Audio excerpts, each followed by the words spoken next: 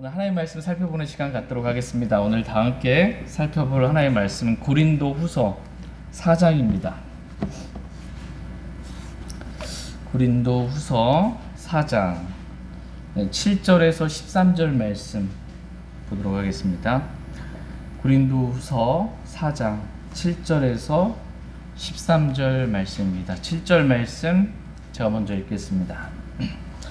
그러나 우리가 이 보배를 질그릇 안에 가지고 있나니 이것은 뛰어난 권능이 하나님에게서 나고 우리에게서 나지 않게 하려 함이라.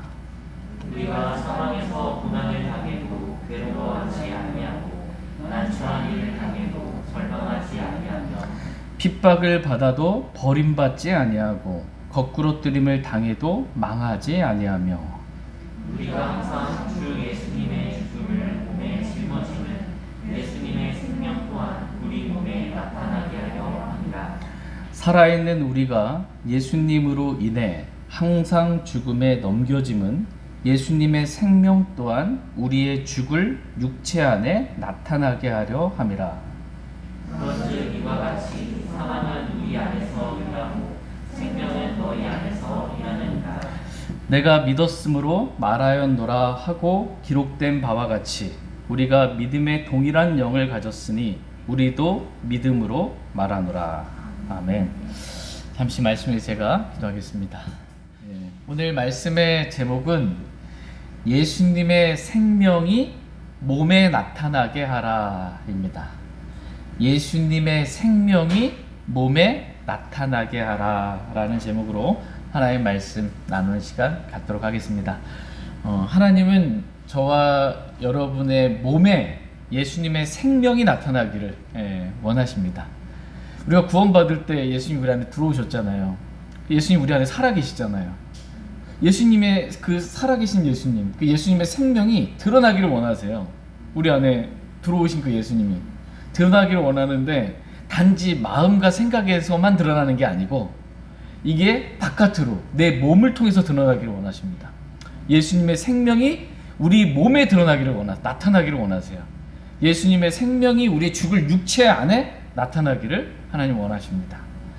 오늘 말씀을 통해서 저희가 예수님의 생명이 정말 내 안에, 내 몸 안에, 몸을 통해 나타나는 저희 모두가 되기를 원하고 또 더욱더 소망하기를 원합니다. 다 같이 고린도후서 4장 7절 말씀 보겠습니다. 고린도후서 4장 7절 같이 읽겠습니다. 시작. 그러나 우리가 이 보배를 질그릇 안에 가지고 있나니 이것은 뛰어난 권능이 하나님에게서 나고 우리에게서 나지 않게 하려 함이라. 지금 사도 바울은 고린도 교회 성도들에게 정말 중요한 진리 하나를 꼭 알려주고 싶었습니다. 그 진리는 뭐냐면 우리가 이 보배를 질그릇 안에 가지고 있다라는 진리입니다. 우리가 이 보배를 질그릇 안에 가지고 있다. 이게 진리입니다. 여기서 보면 말씀이 이 보배를 질그릇 안에 가지고 있나니 이것은 뛰어난 권능이 누구에게서 나요? 하나님에게서 나고 우리에게서 나지 않게 하려 함이다 라고 말씀하고 계십니다. 여기서 보배는 하나님을 말해요. 뛰어난 권능이 하나님에게서 나고 질그릇은 뭐예요? 우리에게서 나지 아니하게 하려 합니다. 질그릇은 우리를 말합니다. 저와 여러분은 이 흙으로 만들어진 이 질그릇에 불과합니다. 너는 흙이니 흙으로 돌아갈지니라. 아무것도 아닌 거예요. 우리는 먼지에 불과하고 흙에 불과합니다. 질그릇에 불과한데 이 질그릇 안에 누가 계세요? 하나님이 계십니다. 보배이신 하나님이 계십니다.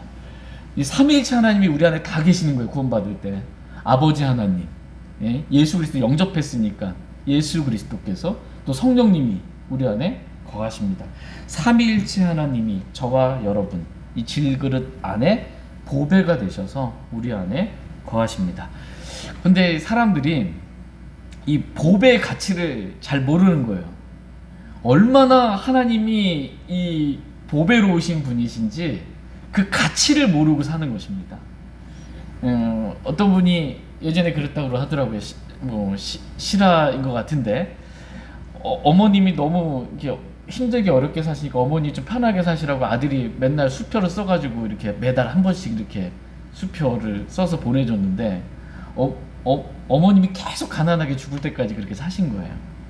그거는 아들이 보내준 거는 벽에다 이렇게 붙여놨다고 합니다. 뭔지 모르니까, 수표의 가치를 모르니까 이걸 어떻게 사용할 줄 모르는 거예요. 그래서 자기 거임에도 불구하고 이것을 쓰지 못하고 그렇게 가난하게 먹을 것 없이 그렇게 힘들게 살았다라고 합니다.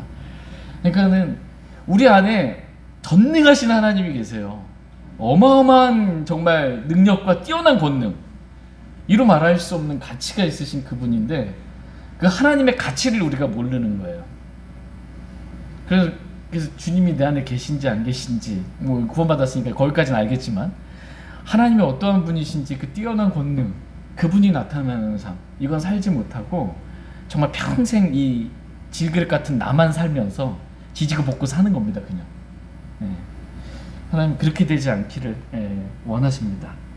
고린도 교회 성도들에게 정말 질그릇, 너희 안에 정말 보배가 계신다, 그 질그릇 안에 보배가 있다, 그분이 하나님이시다, 그분이 뛰어난 권능이 나타나는 그런 삶을 우리 안에 사신다, 이 진리를 너희가 알았으면 좋겠다라는 것입니다. 저와 여러분은 단지 교회 다니는 사람, 우리 코로나로 인해서 모임 많이 못 갔잖아요. 진짜 그 예전에 비해서 교회 생활 엄청 편해졌습니다. 일주일에 수요일 한 번, 주일 한 번 모이면은 뭐 되니까. 근데 저희는 종교인이 아니에요. 주일날 와서 뭐 예배 뭐 잠깐 드리고 가는 종교인이 아니고 하나님을 우리 안에 모시고 사는 사람들입니다. 하나님을 내 안에 모시고 사는 거예요. 하나님과 동행하고 하나님과 교제하고 하나님과 묻고 하나님의 뜻대로 순종하고 그렇게 사는 사람들입니다. 저희들이 종교인의 삶을 살지 않기를 원합니다. 다 같이 고린도후서 4장 7절 말씀 보겠습니다. 고린도후서 4장 7절, 보배이신 하나님이 우리 안에서 얼마나 뛰어난 권능이 되시는 분이신지 너희들이 알았으면 좋겠다라는 마음입니다. 7절 같이 읽겠습니다. 시작. 그러나 우리가 이 보배를 질그릇 안에 가지고 있나니 이것은 뛰어난 권능이 하나님에게서 나고 우리에게서 나지 않게 하려 함이라. 아멘. 뛰어난 권능은 보배이신 하나님에게서 나지 질그릇과 같은 우리에게서 나지 않는다라고 말씀하고 계세요. 우리에게 능력이 있어요, 없어요? 없어요. 우리에게는 아무 능력이 없어요. 뛰어난 권능은 누구에게서 나요? 하나님, 우리 안에 거하시는 하나님에게서 난다라는 것입니다. 그러니까 권능이 없는데 막 권능이 있는 척하면 힘들어지는 거예요. 우리에게는 어떠한 권능도 없고 능력도 없습니다. 우리는 아무것도 아니에요. 근데 뭔가 내가 권능이 있는 것처럼 능력이 있는 것처럼 보이려고 하면 힘들어지는 것입니다. 그렇게 애쓸 필요가 없다라는 것입니다. 나는 질그릇에 불과합니다. 나에게는 어떠한 능력도 없습니다. 이렇게 인정하는 것. 그러나 내 안에 뛰어난 권능이신 하나님이 살아계십니다. 이렇게 인정하는 게 믿음입니다. 우리는 뛰어난 권능이 없는데 우리 안에 거하신 하나님이 뛰어난 권능이 되십니다. 그 뛰어난 권능이 나타나는 삶, 하나님의 생명이 나타나는 삶, 하나님이 나타나는 삶, 이 삶을 살려면 우리가 해야 될 일은 내가 능력을 받아야지 이런 게 아니고요. 우리가 해야 될 일은 우리 자신을 깨끗이 하면 됩니다. 우리 자신을 깨끗이 하면 우리 안에 거하시는 뛰어난 권능이신 하나님이 나타나게 됩니다. 같이 디모데후서 2장 말씀 보겠습니다. 디모데후서 2장 20절, 21절 말씀 보겠습니다. 디모데후서 2장 20절, 21절입니다. 디모데후서 2장 20절, 21절, 20절 제가 읽겠습니다. 그러나 큰 집에는 금그릇과 은그릇뿐만 아니라 나무그릇과 질그릇도 있어 어떤 것들은 존귀에 이르고 어떤 것들은 수치에 이르나니 그러므로 사람이 이런 것들로부터 자기를 깨끗하게 하면 존귀에 이르는 그릇 곧 거룩히 구별되어 주인이 쓰기에 합당하며 모든 선한 일에 예비된 그릇이 되리라. 아멘. 20절에 큰 집에는 금그릇과 은그릇뿐만 아니라 나무그릇과 질그릇도 있어 라고 말씀하고 있습니다. 큰 집은 하나님의 집이에요. 하나님 집보다 더 큰 집 없어요. 하나님의 집, 이 큰 집에 그릇들이 있다라는 것입니다. 성경에서 사람을 종종 그릇에 비유합니다. 왜요? 그릇은 뭐 담는 거잖아요. 사람은 뭘 담아요? 하나님을 담는 그릇이에요. 사람은 다른 거 담으면 안 되고 하나님 담는 그릇이에요. 하나님을 담아야 원래 용도 그대로 사람이 쓰임 받는 겁니다. 근데 하나님을 영접을 하지 않는 거죠. 그게 문제인 겁니다.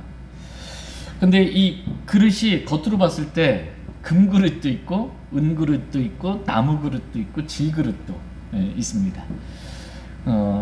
겉으로 이렇게 보게 되면은 하나님의 집, 큰 집에 금그릇, 은그릇, 나무그릇, 질그릇. 그리고 보면 사람들은 뭐가 존귀에 이르는 그릇 같아요?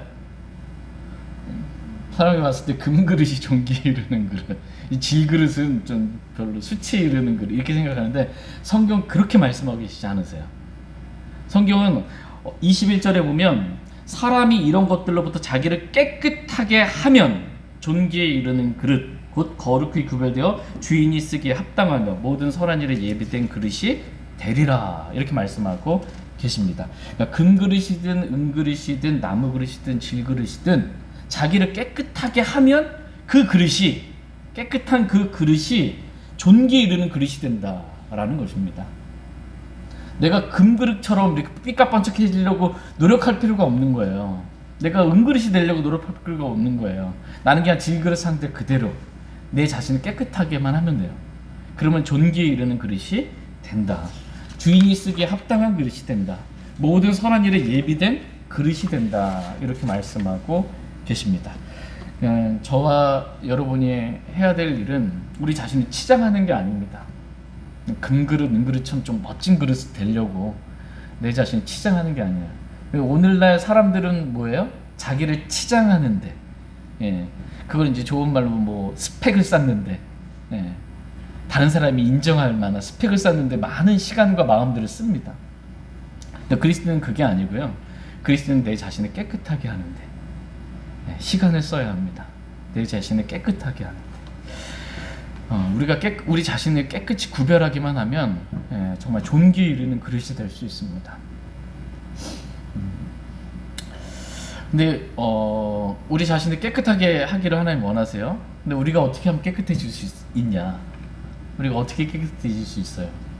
깨끗해질 수 있는 방법, 성경에서 크게 세 가지를 말씀하고 계십니다. 우리가 어떻게 깨끗해질 수 있나? 첫 번째는 그리스도의 보혈입니다. 나의 죄를 씻기는 예수의 피밖에 없네.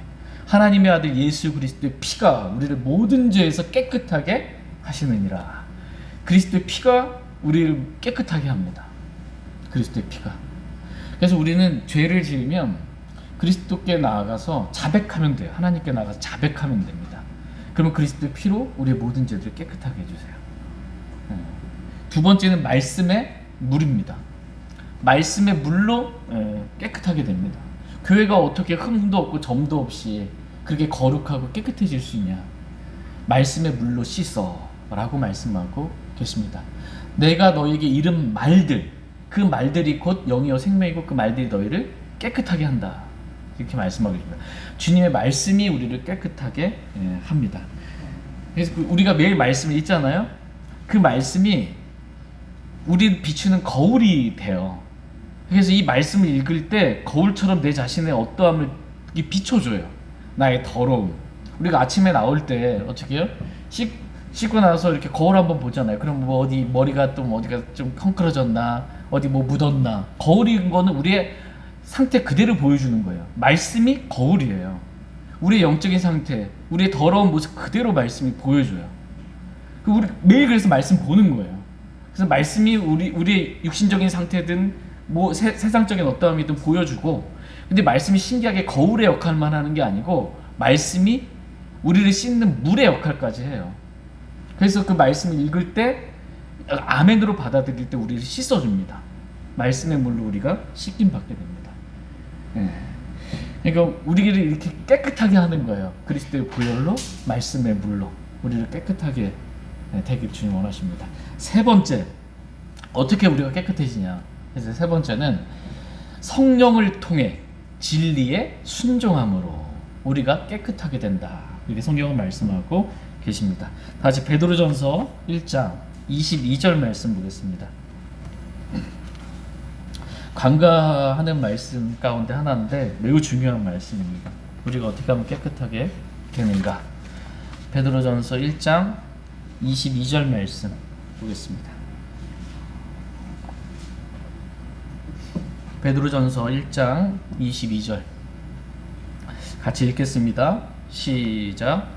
너희가 성령을 통해 진리에 순종함으로 너희 혼을 깨끗하게 하여 거짓 없이 형제들을 사랑할 수 있게 되었으니 순수한 마음으로 뜨겁게 서로 사랑하라. 아멘. 네. 너희가 성령을 통해 진리에 순종함으로 너희 혼이 어떻게 돼요? 깨끗하게 된다. 이렇게 말씀하고 계십니다. 우리가 어떻게 깨끗하게 되는가 했을 때 성경은 우리가 성령을 통해, 우리 안에 성령 하나님 계시잖아요. 성령을 통해 진리에 순종하는 겁니다. 그래서 우리의 혼이 깨끗하게 되는 것입니다. 이렇게 되면 거짓 없이 형제를 사랑할 수 있어요. 거짓 없이 형제를 사랑할 수 있게 되고 순수한 마음으로 뜨겁게 사랑할 수 있게 됩니다. 이게 주님 명령이에요. 너희 서로 사랑하라. 새 명령을 주신 것입니다. 이 명령을 우리가 이룰 수 있는 방법은 성령을 통해 진리에 순종함으로입니다. 저와 여러분이 이렇게 우리가 그릇이에요. 하나님 닮는 그릇. 남들이 봤을 땐 질그릇이고 뭐 못난 그릇처럼 보일지 몰라도 우리 그릇을 깨끗하게 하면 존귀에 이르는 그릇이 됩니다. 주인이 쓰기에 합당한 그릇이 되고 정말 하나님께 영광이 되는 그러한 모든 선한 일에 철저히 갖추어진 그러한 그릇들이 될 수 있습니다. 저희 모두가 이 매일 그리스도의 보혈을 믿음으로 자백하고 보혈과 말씀의 물로 그리고 성령을 통해 진리에 순종함으로 저희 모두를 깨끗하게 할 수 있기를 원합니다. 같이 고린도후서 4장 8절 9절 말씀 보겠습니다. 고린도후서 4장 8절 9절 8절 우리가 사방에서 고난을 당해도 괴로워하지 아니하고 난처한 일을 당해도 절망하지 아니하며 핍박을 받아도 버림받지 아니하고 거꾸로 들림을 당해도 망하지 아니하며. 네. 우리가 사방에서 고난을 당해도 괴로워하지 아니하고라고 말씀하고 있어요. 원래 질그릇이 우리가 한 가지 고난도 아니고요. 사방에서 막 고난 당한다고 생각을 해봐요. 괴롭겠어요, 안 괴롭겠어요? 이 괴로울 수밖에 없는 겁니다. 이게 난처한 일을 당하면 진짜 부끄러워서 이 절망에 빠질 때가 있습니다. 핍박을 막 받으면 핍박을 받아서 막 이렇게 버려진 것 같은 쓸모없는 것 같은 그런 느낌이 들 때가 있습니다. 거꾸로 뜸을 당하면 이제 다 끝났구나, 망했구나 라는 그러한 마음이 들 때가 있습니다. 그런데 그렇지 않다라는 거예요. 왜 그러냐 하면 질그릇의 힘으로 능력으로는 이렇게 될 수가 없어요. 사방에서 고난되면 질그릇 한번 떼 떠들으면 그냥 깨지죠. 근데 질그릇 안에 누가 계세요? 하나님이 계세요. 보배가 있어요. 보배이신 하나님이 계셔서 질그릇 안에 있는 그 하나님이 정말 사방에서 고난을 당해도 괴로워하지 않을 수 있는 뛰어난 권능이 되시는 거예요. 엄청난 권능입니다. 난처한 일을 당해도 절망하지 않게 해주시는 거예요. 우리 안에 거하시는 보배이신 하나님. 핍박을 받아도 버림받지 않도록, 거꾸로 뜸을 당해도 망하지 않도록 뛰어난 권능이 되시는 하나님께서, 보배이신 하나님께서 우리 안에서 이렇게 일하시고 역사하시는 것입니다. 그래서 사방에서 고난을 당해도 괴로워하지 않을 수 있다라는 것입니다. 도리어 그 고난, 사방에서 고난을 당하는데 하나님을 모시고 있는 사람, 그래서 하나님의 생명이 나타나는 사람, 뛰어난 권능이 나타나는 사람, 그 사방에서 당하는 그 고난이 유익이 돼요. 고난이 내게 유익하였으므로. 고난이 나에게 유익이 돼서 하나님의 말씀의 길로 나를 가게 만드는 거예요. 그리고 고난이 나에게 도리어 기쁨이 되게 하십니다. 내 안에 거하시는 보배이신 주님께서. 다시 고린도후서 7장 말씀 보겠습니다. 고린도후서 7장 5절에서 7절 말씀 보겠습니다. 고린도후서 7장 5절에서 7절 말씀. 5절 말씀. 우리가 마케도니아에 다다랐을 때 우리 육체에 안식이 없었으며 도리어 우리가 사방에서 고난을 당하여 밖에는 싸움이 있었고 안에는 두려움이 있었느니라. 그럼에도 불구하고 나타난 자들을 위로하시는 하나님께서 기도를 오게 하사 우리를 위로하시되 그를 오게 하신 것뿐 아니라 그가 너희 안에서 위로받을 때 얻은 그 안위로 위로하셨나니 그가 너희의 간절한 열망과 너희의 애곡과 나를 향한 너희의 뜨거운 마음을 우리에게 고하였으므로 내가 더욱 기뻐하였느니라. 아멘. 사도 바울이 마케도니아에 이르렀을 때 육체에 안식이 없었습니다. 몸이 너무 힘든 거예요. 그렇죠? 안식이 없었어요. 그리고 밖에는 싸움이 있었고 안에는 두려움이 있었습니다. 이게 뭐냐? 육체에 안식이 없었다. 이게 뭐예요? 사도 바울이 우리가 생각할 때 바울 그러면 막 엄청난 뭐 같잖아요. 근데 바울은 우리와 동일한 성정을 가진 사람이다라는 거야. 바울도 우리와 같이 동일하게 정말 질그릇에 불과하다라는 것입니다. 그러니까 바울이 뭐 대단히 특별한 어떤 사람이었기 때문에가 아니고 바울 안에 보배이신 하나님이 계셨기 때문에 뛰어난 권능이 나타나는 삶을 살 수 있었다라는 것입니다. 육체로 보자면 질그릇 우리와 다 동일하다라는 것입니다. 동일합니다. 근데 이 질그릇이 사방에서 고난을 당했어요. 사도 바울이 사방에서 고난을 당했는데 7절 말씀 끝부분을 보니까 뭐로 끝나요? 내가 더욱 기뻐하였느니라. 야, 사방에서 고난을 받는데 괴로워하였다 이렇게 끝나는 게 아니고 사방에서 고난을 당하였지만 내가 더욱 기뻐하였다라고 말씀하고 있습니다. 이유가 뭐예요? 질그릇 안에 바울 안에 보배이신 뛰어난 권능이 되신 하나님이 살아 역사해 주셔서 디도를 오게 하사 바울을 위로해 주셨기 때문입니다. 모든 위로의 하나님께서 역사하심으로 그렇게 해주신 거예요. 뛰어난 권능이 바울에게 있었던 것이 아니고 뛰어난 권능이 바울 안에 계신 하나님께 있었던 것입니다. 그래서 사방에서 고난을 당해도 기뻐할 수 있었던 것입니다. 저와 여러분도 이러한 기쁨을 우리가 맛보며 좀 살아갈 수 있기를 원합니다. 작은 고난이 오면 막 괴로워가지고 죽을 것 같고 막 하나님 차라리 저를 죽여주세요 이런 게 아니고 정말 주님 안에서 기뻐할 수 있는 그러한 믿음 갖기를 원합니다. 그렇기 때문에 그리스도인은 이 고난이 왔을 때 고난을 좀 피하려고 애쓰는 게 아니고요. 고난이 오면 고난을 피하려고 이렇게 다니는 게 아니고 고난이 왔을 때 주님께 더 가까이 가야 됩니다. 주님과 가까이 주님이 사시는 나는 죽고 주님이 사시는 주님의 생명이 나타나는 이걸 더 애써야 돼. 고난이 올 때.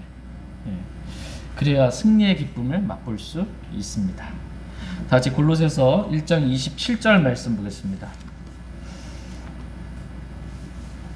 골로새서 1장 27절.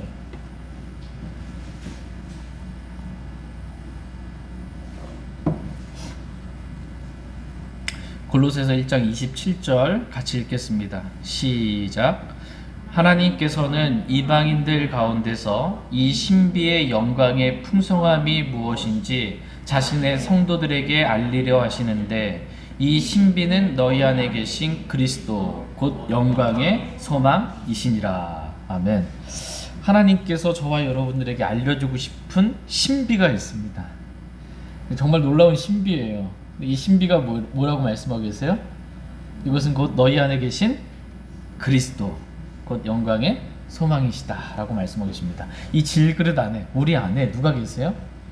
그리스도께서 계시다. 이게 놀라운 신비예요. 내 안에 하나님이 계세요. 그리스도가 계세요. 성령님이 계세요.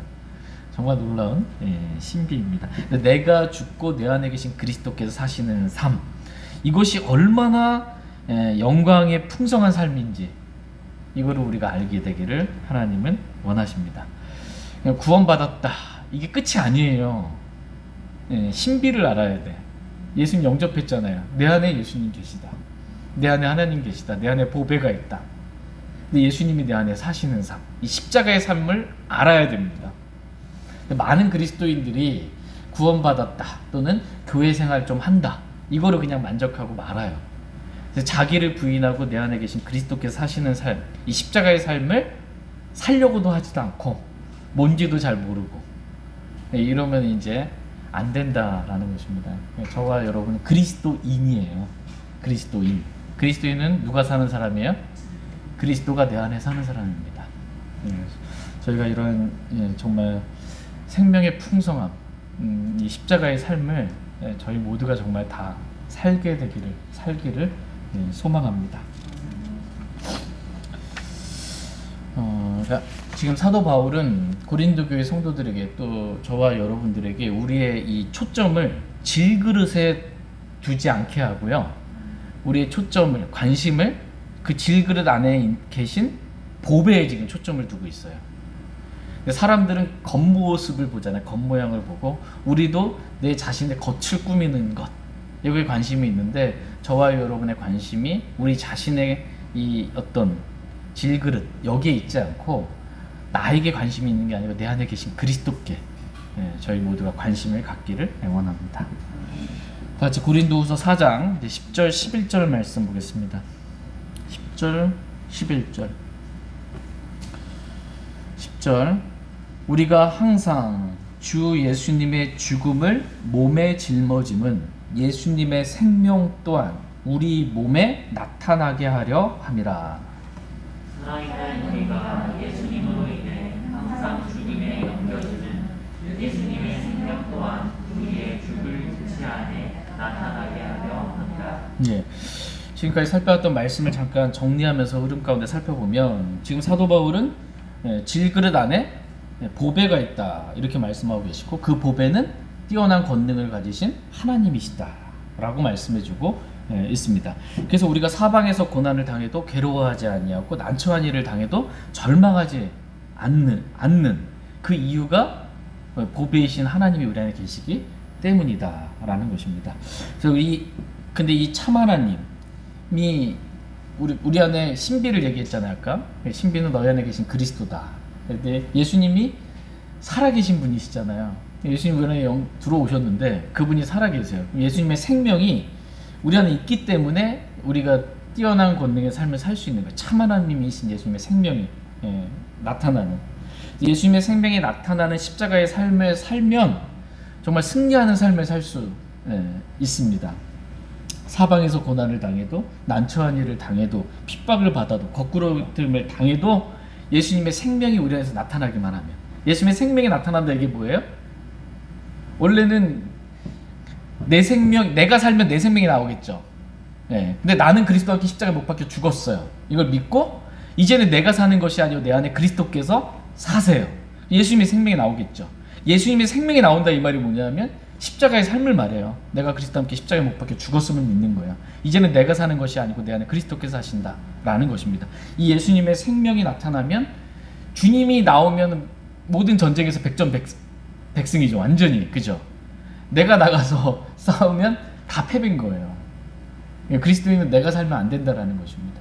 내 안에 계신 예수님이 사셔야 한다라는 것입니다. 그러나 문제는 예수님의 생명이 아니라 내가 살 때, 내 생명이 나타나게 될 때 우리 삶에 많은 문제들이 생기게 됩니다.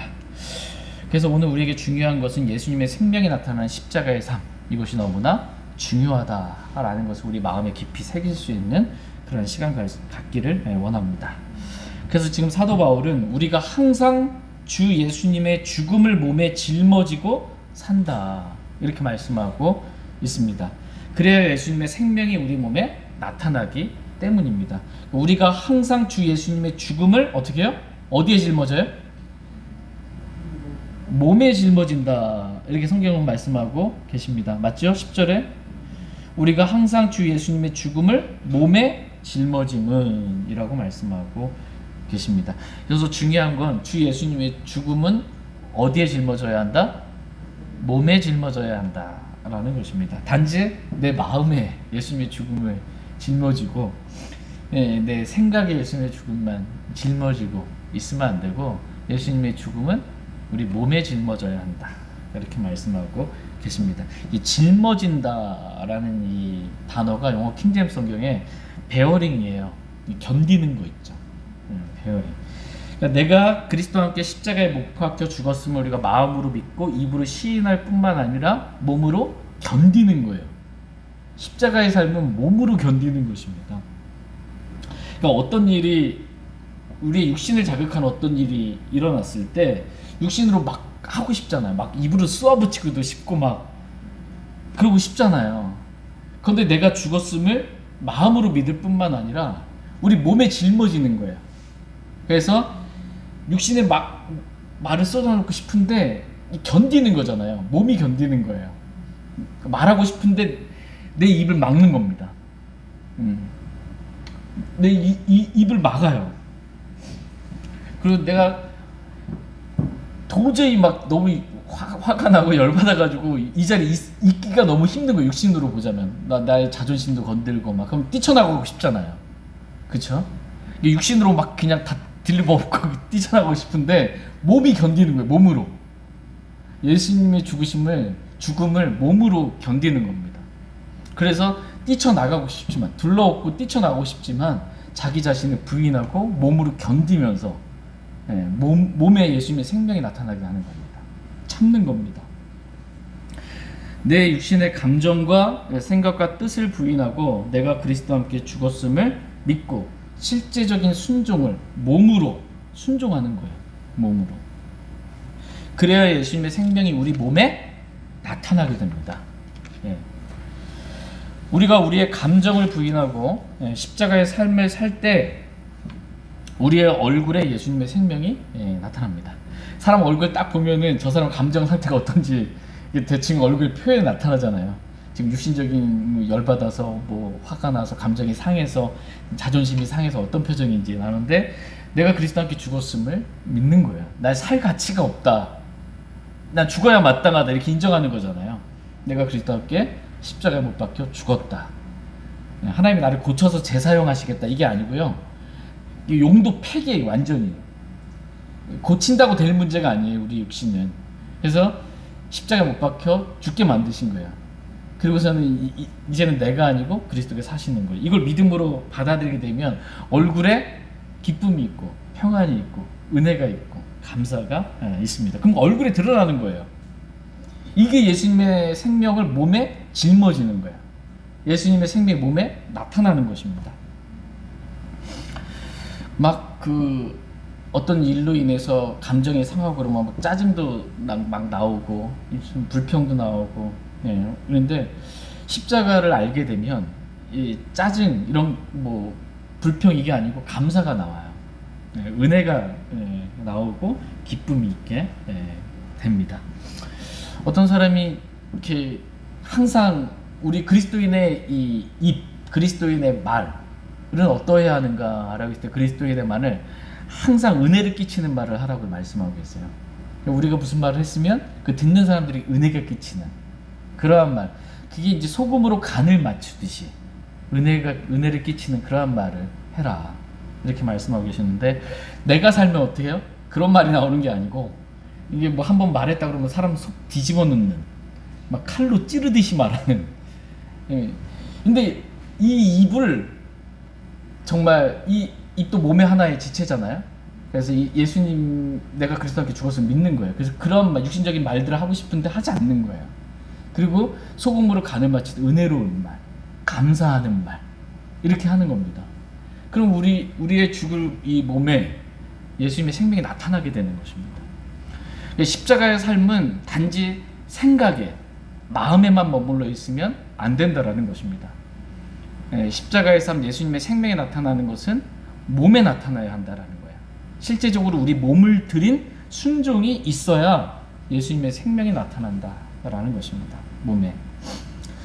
육신적인 그리스도인들은 성경 읽기를 싫어합니다.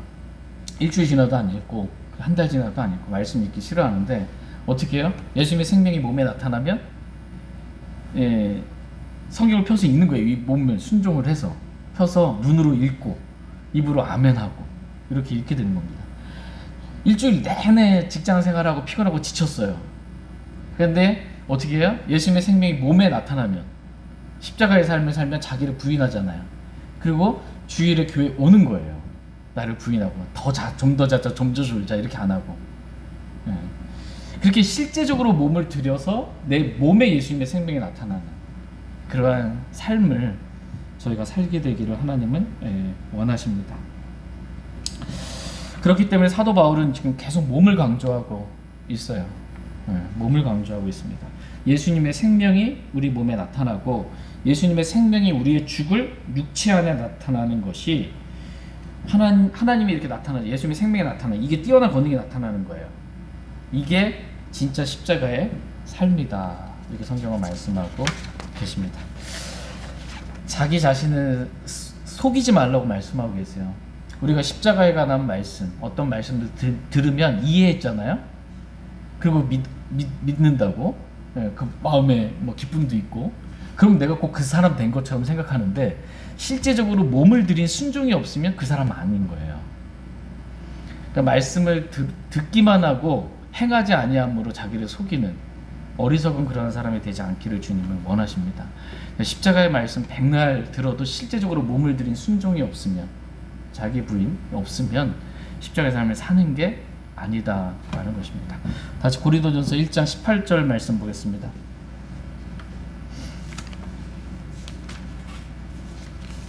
고린도전서 1장 18절 같이 읽겠습니다. 고린도전서 1장 18절 시작. 이는 십자가를 선포함이 멸망하는 자들에게는 어리석은 것이지만 구원받은 우리에게는 하나님의 권능이기 때문이라. 아멘. 지금 계속 십자가를 선포하잖아요. 이 십자가를 선포하는 게 이 멸망하는 사람들, 지옥 가는 사람들, 십자가를 모르는 사람들, 십자가에 못 박힌 예수 그리스도를 모르는 사람들에게는 그게 뭐로 들려요? 어리석은 것으로 들립니다. 또 십자가, 또 십자가. 어리석은, 이 세상의 지혜로는 이해할 수 없는 거야. 아니, 다른 사람이 나 무시하면 그 사람을 뭔가 제끼고 능가할 만한 뭔가 더 해야지. 육신으로 오면 더 큰 육신으로 뭔가 해야 좀 이긴 것 같은데, 십자가는 육신으로 반응하는 게 아니거든요. 어리석은 것처럼 보입니다. 그러나 구원받은 우리에게는 십자가를 선포하는 것이 뭐예요? 하나님의 권능이다. 뛰어난 권능이에요. 하나님의 뛰어난 권능이 나타나는 겁니다. 이게 저와 여러분이 이렇게 하나님의 권능이 나타나는 십자가의 삶을 더욱더 소망하며 실제적으로 우리의 몸을 들여 살아갈 수 있기를 원합니다. 십자가는 내가 예수님의 죽음을 몸에 짊어지는 거잖아요. 그렇죠? 나한테는 죽음을 받아들인 거야. 나는 그리스도께 십자가에 못 박혀 죽었어요. 내가 죽었더니 어떻게 해요? 한 알의 밀이 땅에 떨어져 죽으면 많은 열매를 맺어요. 생명의 열매가 있는 거예요. 근데 내가 안 죽었어. 그러면 어떻게 해요? 그대로 있는 거예요, 그냥. 지금 이 십자가의 진리는 나는 죽고요. 밀이 떨어져서 나는 죽고, 그래서 생명이 나오는 겁니다. 다른 사람들에게 생명이 전달되는 것. 십자가의 삶이 이렇게 나에게는 사망이지만 다른 사람에게는 생명이 전달되는 그러한 것입니다. 다시 고린도후서 4장 12절 말씀 보겠습니다.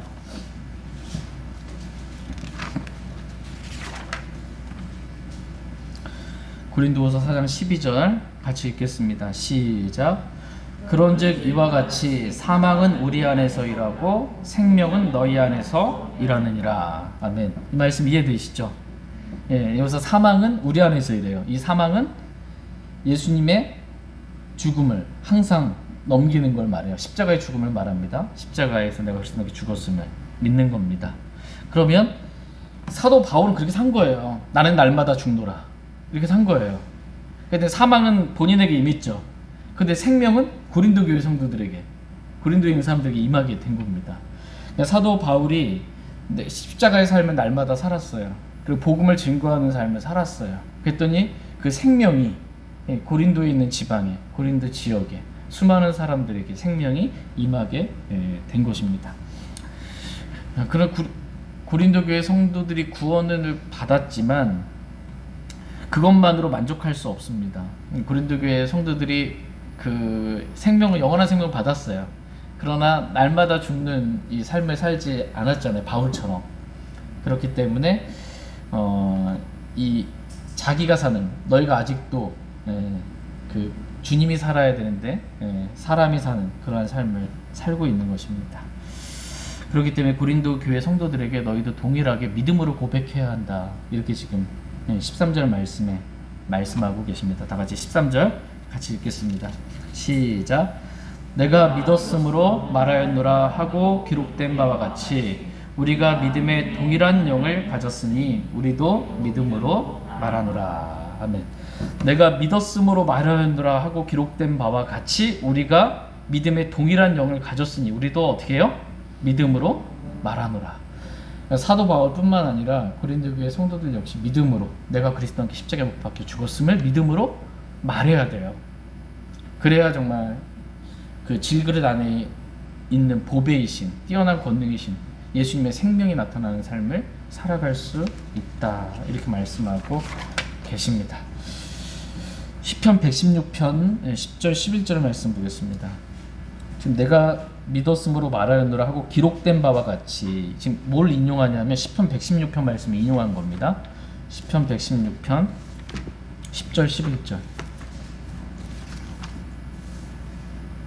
10절 11절 10절 말씀. 내가 믿었으므로 말하였는데 내가 심히 고난을 당하여 황급히 이르기를 모든 사람은 거짓말쟁이라 하였다. 이 구절을 지금 고린도 후서에서 오늘 본문 말씀을 인용한 것입니다. 그런데 이 시편 기자가 내가 믿었으므로 말했어요. 그래서 내가 심히 고난을 당하 가운데 믿음으로 말했는데 말한 내용이 뭐예요? 황급히 이르기를 모든 사람은 거짓말쟁이라 하였도다. 이렇게 믿음으로 말했다. 이렇게 우리도 동일한 영을 가졌으므로 이렇게 말해야 한다 라는 것입니다. 그러니까 모든 사람은 다 뭐예요? 거짓말쟁이입니다. 시편 기자가 모든 사람은 다 거짓말쟁이다 라고 했을 때 시편 기자 본인도 지금 포함해서 이렇게 말하고 있는 겁니다. 모든 사람은 다 거짓말쟁이다 라는 것입니다. 특별히 여러분이 이렇게 살다 보면 성경은 뭐라고 말씀하고 계세요? 너희는 죽었고 이렇게 말씀하고 계세요. 근데 모든 사람이 거짓말쟁이고 나도 거짓말쟁이라 내가 죽긴 뭘 죽어 이렇게 말하는 거예요. 내가 너 그리스도와 함께 십자가에 못 박혀 죽었다 라고 말하는데 날 아무리 봐도 나는 죽은 것 같지가 않은 거예요. 육신이 아직도 펄펄하고. 근데 누가 거짓말하고 있는 거예요? 성경이 거짓말하고 있는 거예요? 내가 거짓말하고 있는 거예요? 내가 거짓말하고 있는 겁니다. 내가 죽은 게 사실이에요. 저와 여러분이 믿음의 영으로 이렇게 고백하기를 원합니다. 내가 지금 거짓말하고 있는 겁니다. 내가 육신에 속아서 거짓말하고 있는 겁니다. 내가 죽은 게 사실이고 내가 그리스도와 함께 십자가에 못 박혀 죽었고 이제는 내가 사는 것이 아니고 내 안에 그리스도께서 사십니다. 이렇게 믿음으로 고백하는 것. 이렇게 십자가의 삶은 믿음으로 사는 겁니다. 시작은 저와 여러분이 이렇게 믿음으로 동일한 믿음의 영으로 성경 말씀이 무조건 옳고 저는 다 거짓말입니다. 성경과 다르게 느끼는 것, 성경과 다르게 말하는 것, 저 다 거짓말입니다. 하고 오직 주님의 말씀만 믿고 믿음으로 승리하는 삶을 살기를 원합니다. 다 같이 로마서 6장 5절에서 7절 말씀 읽고 오늘 말씀 마치겠습니다. 로마서 6장 5절에서 7절 말씀.